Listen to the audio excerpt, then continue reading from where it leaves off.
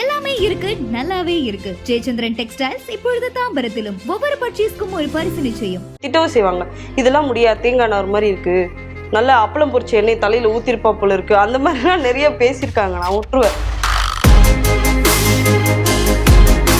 எல்லா ட்ரெஸ்ஸுமே சூட் ஆகாது லாங் ஹேருக்கு. ஒரு சில நம்ம கிராப் டாப்லாம் போடணும்னு ஆசைப்படுவேன், பட் லாங் ஹேர் விட்டுட்டு இருக்க முடியாது. ஸ்கூல் படிக்கிற டைமில் ஆக்சுவலி எனக்கு என்னென்னா இதுவே இன்னொரு மடங்கு எக்ஸ்ட்ரா 2 டபுளாக இருந்துச்சு. இப்போ கொஞ்சம் போயிடுச்சு. ஈவன் நான் என்னோட ஹேருக்கு ஆயில் கூட வைக்க மாட்டேன். ஏன்னா எனக்கு ஆயில் வச்சேன்னா பிம்பிள் வரும் ஃபேஸில். நம்ம எந்த ஷாம்புவாக இருந்தாலும் சரி, எடுத்து அப்படியே தேய்ச்சி இப்படி தேய்க்கிறது ரொம்ப பெரிய தப்பு. இப்போ பர்சனலா நிறைய விஷயங்கள் பேசியிருக்கோம். அதை தாண்டி ஹேருக்கு உங்களுக்கு அதிகமான காம்ப்ளிமெண்ட்ஸ் வந்திருக்கணும்ல? காம்ப்ளிமெண்ட்டும் வந்திருக்கு, திட்டவும் செஞ்சுருக்காங்க. ஜெலஸ்ல எப்படி சொல்றது, நல்லா இருக்கு, என்ன பண்ற. நான் சம்டைம்ஸ் லைவ்லாம் போவேன் இன்ஸ்டாகிராமில். ஃப்ரீ ஹேர் விடுங்க மேடம், பூனி போட்டு உட்காந்துருப்பேன், இல்லை கொண்டை போட்டு உட்காந்துருப்பேன், விடுங்க மேடம் பார்க்கும் போது அப்போ நமக்கு ஹாப்பியாக இருக்கும். ஓகே, நம்ம கொஞ்சம் ஹார்ட் ஒர்க் பண்ணி மெயின்டைன் பண்ணதுக்கு இந்த மாதிரி குட்டி குட்டியாக காம்ப்ளிமெண்ட்லாம் வருது அப்படின்னு சொல்லிட்டு ஹாப்பியாக எடுத்துப்பேன். அதே மாதிரி எப்படி சொல்றது, திட்டவும் செய்வாங்க, இதெல்லாம் முடியாது, தேங்காய் நார் மாதிரி இருக்கு, நல்லா அப்பளம் பொரிச்ச எண்ணெய் தலையில ஊத்திருப்பா போல இருக்கு, அந்த மாதிரிலாம் நிறைய பேசியிருக்காங்க. நான் விட்டுருவேன். நம்ம ஹேர் ஹெல்த்தியா இருக்குல்ல, நான் கரெக்டா மெயின்டைன் பண்றேன்ல, போதும். ஸோ இப்போ யாராவது இது உண்மையான ஹேரா அப்படின்லாம் செக் பண்ணியிருக்காங்களா? இழுத்து பார்த்துருக்காங்க. ஒரு ஆடிஷன் போயிருந்தேன் நான், ஆக்சுவலி வேற ஒரு ஷூட்க்கு தான். அங்கே அவர் என்னன்னா முடி பார்த்துட்டு இன்னும் கொஞ்சம் லென்த் இருந்துச்சு. ஆக்சுவலி நான் கொஞ்சம் கட் பண்ணிட்டேன். ஒரு ஹஸ்பண்ட் ஒய்ஃப் சண்டை வைக்கிற மாதிரி வச்சுக்கலாம், ஹஸ்பண்ட் முடியை பிடிச்சி இழுக்கிற மாதிரி ஒரு ஸ்டண்டு வச்சுக்கலாம் அப்படின்னு சொல்லிட்டு, என்னப்பா நடக்குது, அதுக்கு பருத்தி மூட்டை கூடவே அப்படின்ற மாதிரி போச்சு. ஸோ இப்போ இந்த ஹேருக்காக ஏதாவது இன்டேக் எடுக்கிறீங்களா? என்ன மாதிரியான மெயின்டெனன்ஸ்லாம் பண்ணுறீங்க? இன்டேக்குன்னு பார்த்தா ஸ்பெஷலாக எதுவும் எடுக்கல. கருவேப்பிலை சாப்பிடுவேன். ஹேருக்குன்னு சாப்பிட மாட்டேன், பட் அந்த டேஸ்ட் எனக்கு ரொம்ப பிடிக்கும், அதனால நான் சாப்பிடுவேன். ஒரு சில ஃபுட்டெல்லாம் எனக்கு தெரிஞ்சோ தெரியாமல் சாப்பிட்டதுலலாம் ஹேர் கேர் இருக்குது. ஸோ அதெல்லாம் நல்லா ஹெல்த்தியாக சாப்பிடுவேன். என்னதான் ஓடினாலும் ஆடினாலும் ஷூட் போனாலுமே நெக்ஸ்ட் டே நான் ரொம்ப ஏர்லி மார்னிங்காக போகணுன்னாலும் அப்போ ஏர்லியாக போய் நான் தூங்க ஆரம்பிச்சிடுவேன். ரொம்ப சோசியல் லைஃப்லலாம் அவ்வளோவா இருக்க மாட்டேன். மினிமம் ஒரு 8-9 ஹவர்ஸ் நல்லா தூங்குறது. எழுந்ததுமே ஒரு 2 கிளாஸ், பெரிய கண்ணாடி கிளாஸ் நிறைய தண்ணி குடிக்கிறது. ஸோ அந்த மாதிரி. ஸோ கருவேப்பிலை தாண்டி என்ன மாதிரியான ஃபுட்லாம் எடுத்துக்கிறீங்க? வெண்டைக்காய் சாப்பிடுவேன் நான் நிறைய பிடிச்சி, எக்கு, அப்புறம் அந்த பீனட் இருக்குல்ல அதெல்லாம் சாப்பிடுவேன், ஆல்மண்ட் சாப்பிடுவேன். இதெல்லாம் ஓரளவுக்கு. சிக்கன் என்ன இருக்கோ இல்லையோ என்னோட ஃபுட்ல ப்ரோட்டீன் கண்டிப்பா இருக்கும். அது கூட ஒரு சிலர் கேட்டிருந்தாங்க, ப்ரோட்டீன் மட்டும் தின்ன முடியும் எப்படி இவ்வளவு வந்துச்சு அப்படின்னு சொல்லிட்டு. அப்படிலாம் இல்லை, ப்ரோட்டீன் ஓரளவுக்கு. அது தாண்டி நீங்க டேப்லெட்ஸ் அந்த மாதிரி அந்த மாதிரிலாம் எடுத்தது கிடையாது. ஈவன் என்னோட வெயிட் லாஸ்க்கும் நான் அந்த டேப்லெட்ஸ் அந்த மாதிரி எடுத்ததில்ல, ஹேருக்கும் எடுத்தது கிடையாது. அயனிங் பண்றது, இந்த ஸ்ப்ரே பண்றது, ஈரமாயிடுச்சுன்னா வாஷ் பண்றதுக்கு கூட நான் 2 டவல் வச்சு தான் யூஸ் பண்ணுவேன். ட்ரையர் போடுறது அதெல்லாம் நான் பண்ண மாட்டேன். வெயிட் பண்ணி கூட, இப்போ நாளைக்கு ஷூட், நாளை மறுநாள் ஷூட்னா 1 டே பிஃபோர் 2 டே பிஃபோரே நான் வாஷ் பண்ணி கொஞ்சம் ரெடியாக வச்சுப்பேன் ஓரளவுக்கு. ஸோ இதை தாண்டி பட் எப்படி சொல்றது, தூசி அவ்வளவா படவிட மாட்டேன். ஏன்னா என்னோட ஹேருக்கு எப்படின்னா நிறைய ஹேர் ஸ்டைல்லாம் பண்ண முடியாது. இப்போ நார்மல்னா அவங்க ஒரு கிளிப்பு திக் போட்டுட்டு ஃப்ரீ ஹேர் விட்டுட்டு போயிடலாம். பட் நான் அப்படி ஃப்ரீ ஹேர் விட்டு போனேன்னா இருக்கிற குப்பையெல்லாம் என் மண்டல தான் இருக்கும், அதனால அது பண்ண முடியாது.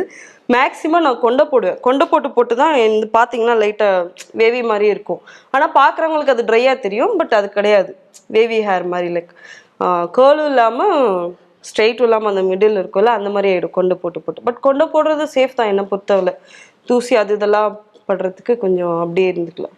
ஆக்சுவலாக நிறைய பேர் பார்த்தீங்கன்னா இந்த ஹேரை பார்த்து ரொம்ப ஆசைப்படுவாங்க, ஐயோ எனக்கும் வேணும் அப்படின்னு. ஆனால் அந்த ஹேர் இருக்கவங்களுக்கு தான் தெரியும் அதோட கஷ்டம், மெயின்டைன் பண்ணுறதெல்லாம் எவ்வளோ கஷ்டம் அப்படின்னு சொல்லிட்டு. ஸோ அந்த மாதிரி என்ன ஸ்ட்ரகிள்லாம் இருக்கு? அந்த மாதிரினா எப்படி சொல்றது, எல்லா ட்ரெஸ்ஸுமே சூட் ஆகாது லாங் ஹேருக்கு.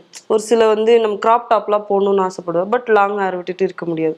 ஃப்ரீ ஹேர் விட்டுட்டு போனாலும் அந்த டஸ்ட் எல்லாம் படும் செய்யும், அதனால ஹேர் ஸ்டைல்லாம் அவ்வளோவா சூட் ஆகாது. அப்படியே சூட் ஆனாலும் கூட ஒளிஞ்சிரும், மாற்றி ட்ரெஸ் மாற்றுறதுக்குள்ள. அவசரமாக கிளம்பி எங்கேயாவது போக முடியாது. மற்ற பொண்ணுங்கன்னா ஒரு கிளிப்பு மட்டும் குத்திட்டு கிளம்பிடுவாங்க. நமக்கு எதுனா ஸ்டைல் பண்ணி போடணும், அதுக்கே ஒரு 1/2 hour டைம் எடுத்துருக்கு ஹேருக்கு மட்டும். அதான் கஷ்டம். மேக்ஸிமம் ஒரு 2-3 எப்படி சொல்லுவேன், ஃப்ரீ டைமில் போட்டு ட்ரெயின் பண்ணி எடுத்து வச்சுட்டு அதுதான் போட்டுப்பேன். இல்லைன்னா கொண்டை நல்ல மேலே தூக்கி கொண்டை போட்டு கிளம்பிடுவேன்.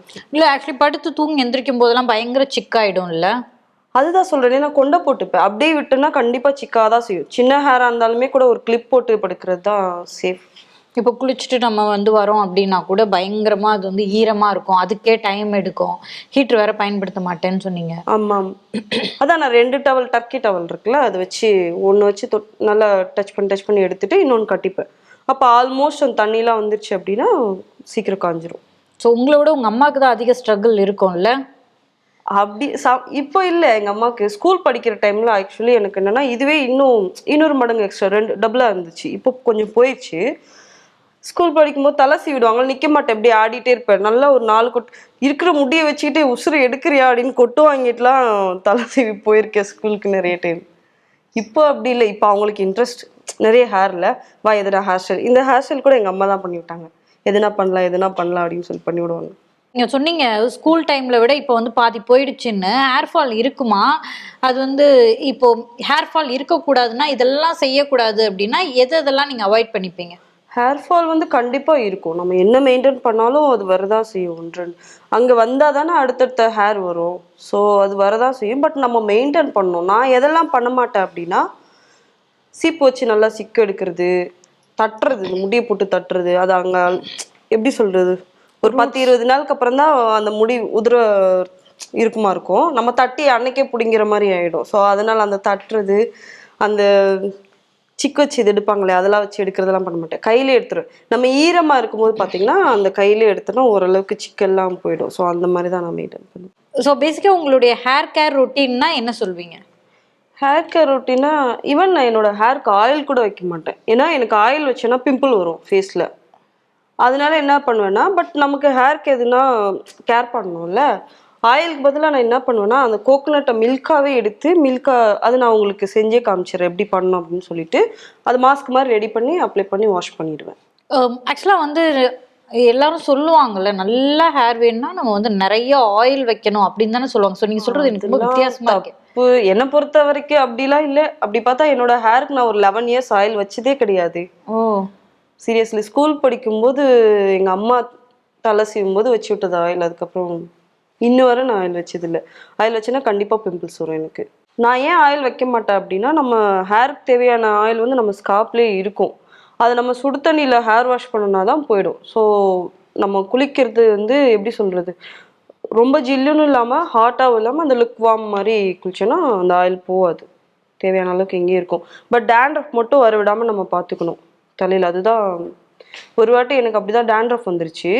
டேண்ட்ரஃப் வந்தப்போ எனக்கு தெரியாது இப்படி குளிக்கக்கூடாது, தலையும் பாடி ஒன்றா குளிக்கக்கூடாது அப்படின்னு சொல்லிட்டு குளிச்சு எங்கெங்கெல்லாம் பிம்பிள்ஸ் இங்கெங்கெல்லாம் கட்டி கட்டியாக வந்துருச்சு. அப்புறம் தான் எனக்கு புரிஞ்சுது, டேண்ட்ரஃப் வந்தால் தனியாக வாஷ் பண்ணணும், உடம்பு தனியாக வாஷ் பண்ணணும் அப்படின்னு சொல்லிட்டு.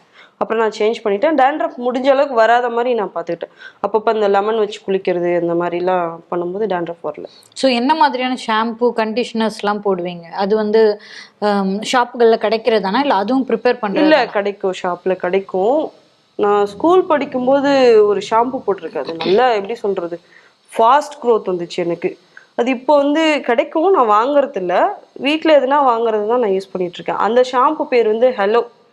நம்ம இந்த சூப்பர் மார்க்கெட்லலாம் கிடைக்கும், ஒரு 1 லிட்டர் பாட்டில் அந்த மாதிரி. அது எக் ப்ரோட்டீனில் எக் எல்லோ அதில் பண்ணுறது. அது நார்மலாக வாஷ் பண்ணக்கூடாது. ஒரு பவுலில் ஊற்றி அதில் கொஞ்சம் தண்ணி ஊற்றி நல்லா மிக்ஸ் பண்ணி நுரையாக்கிட்டு தான் நம்ம வாஷ் பண்ணணும். ஈவன் நம்ம எந்த ஷாம்புவாக இருந்தாலும் சரி, எடுத்து அப்படியே தேய்ச்சி இப்படி தேய்க்கிறது ரொம்ப பெரிய தப்பு. நுரையாக்கிட்டு அந்த நுரையை தான் நம்ம அப்படியே போடணும். அது அப்படியே எஃபெக்ட் ஆகாது. அந்த மாதிரி போடும்போது கரெக்டாக நம்ம வாஷ் பண்ண மாட்டோம்ல, அவசரமாக கிளம்புறவங்க, சின்ன ஹேர் வச்சுருக்கவங்களே வந்து அவசரமாக போகணும், என்ன மாதிரினா கொஞ்சம் டைம் எடுக்கும்ல. அதனால நல்லா நுரையா ஆக்கி அந்த மாதிரி தான் வாஷ் பண்ணிவிட்டு லைட்டாக சொரிஞ்சு எடுத்து நம்ம வாஷ் பண்ணோன்னா நிற்காது. இந்த ஷாம்பு நிற்கிறது, அழுக்கு நிற்கிறதா நமக்கு டேண்ட்ரஃபாக மாறும். ஸோ அதெல்லாம் நிற்க விடாமல் நம்ம மெயின்டைன் பண்ணனாலே போதும் ஓரளவுக்கு. ஸோ வந்து உங்களுக்கு ஹேர் வளர்றதுக்கு தான் நீங்கள் சொல்லிட்டு இருக்கீங்க, பெரிசா லாங் ஹேருக்கு. ரீக்ரோத்துக்கு ஏதாவது இருக்கா? கண்டிப்பாக இருக்காது. எப்படின்னா, எனக்கு இந்த இடத்துலலாம் பார்த்தீங்கன்னா முன்னாடி அவ்வளோ திக்னஸ் இருக்காது, கொஞ்சமாக தான் இருக்கும் முடி. இங்கே எல்லாம் திக்காக இருந்துட்டு இங்கே கொஞ்சமாக இருந்தால் ஒரு மாதிரி இருக்கும்ல. அப்போ ஃப்ரெண்ட்ஸுங்கிட்டலாம் கேட்கும்போது யாரோ ஒரு ஃப்ரெண்டு தான் சொன்னாங்க, ஞாபகம் இல்லை. அவங்க என்ன சொன்னாங்க, சின்ன வெங்காயம் அரைச்சி அந்த சாரெல்லாம் எடுத்துட்டு அரிசி கலவுன தண்ணி மிக்ஸ் பண்ணி ஸ்ப்ரே பண்ணிவிட்டு நல்லா மசாஜ் பண்ணி ஹேர் வாஷ் பண்ணால் குட்டி குட்டியாக ரீக்ரோத் ஆகிறத நம்ம பார்க்கலாம் அப்படின்னு சொன்னாங்க.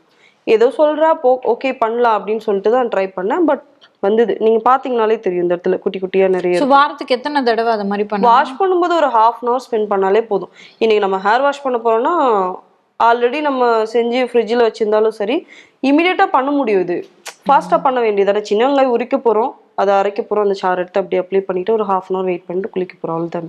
வாரத்துக்கு இத்தனை வாட்டி தான் பண்ணணும், குளிக்கும் போது தான் பண்ணணும் அப்படின்னால நமக்கு டைம் கிடைக்கும் போது பண்ணா கூட போதும். எல்லாமே இருக்கு, நல்லாவே இருக்கு. ஜெயச்சந்திரன் டெக்ஸ்டைல்ஸ் இப்பொழுது தாம்பரத்திலும் ஒவ்வொரு பர்ச்சேஸ்க்கும் ஒரு பரிசு நிச்சயம். எல்லாமே இருக்கு, நல்லாவே இருக்கு. ஜெயச்சந்திரன் டெக்ஸ்டைல்ஸ் இப்பொழுது தாம்பரத்திலும் ஒவ்வொரு பர்ச்சேஸ்க்கும் ஒரு பரிசு நிச்சயம்.